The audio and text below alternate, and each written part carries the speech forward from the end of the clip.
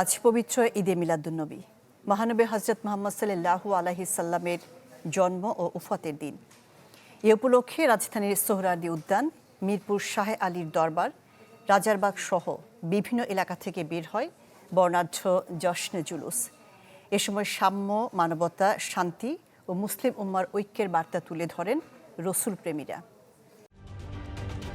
ঢালাইয়ে দৃঢ়তা, নির্মাণে নিশ্চয়তা।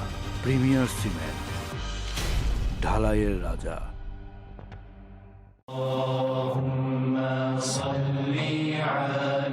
আইয়ামে জাহিলিয়াতের অন্ধকার ছিঁড়ে মরুর বুকে আলো হয়ে এসেছিলেন তিনি। যে আলোয় হেসেছে গোটা পৃথিবী। সর্বকালে সর্বশ্রেষ্ঠ সেই মানুষ মহানবী হজরত মুহাম্মদ সাল্লাল্লাহু আলাইহি সাল্লামের জন্ম ও ওফাতের দিন তাই পরম শ্রদ্ধায় ও ভালোবাসায় সারা দেশে পালিত হয়েছে পবিত্র ঈদে মিলাদুন্নবী। তার সাম্য ও মানবতার বার্তা ছড়িয়ে দিতে রাজপথে ছিল রাসূল প্রেমীদের ঢল।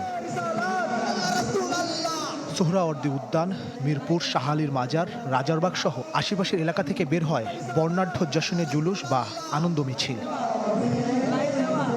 হুজুর পাক সাল্লাল্লাহু আলাইহি ওয়াসাল্লামের আজকে জন্মদিন, পবিত্র জন্মদিন, সেই জন্য আমরা ঈদে মিলাদুন্নবী জুলুস বাইর করছি। মানবতার রাষ্ট্র, মানবতার বিশ্ব গড়ার মাধ্যমে সমগ্র মানব মণ্ডলীকে মুক্তির লক্ষ্যে এগিয়ে আসার বার্তা দিতে চাই। দুনিয়ায় প্রাণাধিক পৃথিবীর এই শুভাগমনকে উদযাপনের জন্য আমাদের সবাইকে মানবিক দৃষ্টিকোণ থেকে, ইমানি দৃষ্টিকোণ থেকে এক হতে হবে। মিছিল শেষে দেশের সার্বিক কল্যাণ, শান্তি ও মুসলিম উম্মার ঐক্য কামনার কথা বলেন দেশ বিদেশ থেকে আসা আলেম ওলামারা।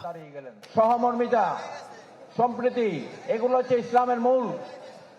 এগুলা যতক্ষণ পর্যন্ত উম্মতে মুহাম্মাদে ধারণ করবে না, ততক্ষণ পর্যন্ত পৃথিবীর থেকে হানাহানি, মারামারি, যুদ্ধ বন্ধ হবে না। The Prophet sallallahu alaihi wasallam is a ni'matul kubra, the greatest gift from Allah in our lives. শতাব্দীর পর শতাব্দী ঈদে মিলাদুন্নবী মুসলিম উম্মাকে স্মরণ করিয়ে দেয় মানবতার সবচেয়ে শ্রেষ্ঠ আদর্শকে। আর সেই আদর্শকে ধারণ করে বিদ্বেষহীন ও শান্তিময় সমাজ গড়া সম্ভব। এটি রাসূল প্রেমীদের সবচেয়ে বড় বার্তা। ইমতিয়াজ মাহমুদ, চ্যানেল 24, ঢাকা।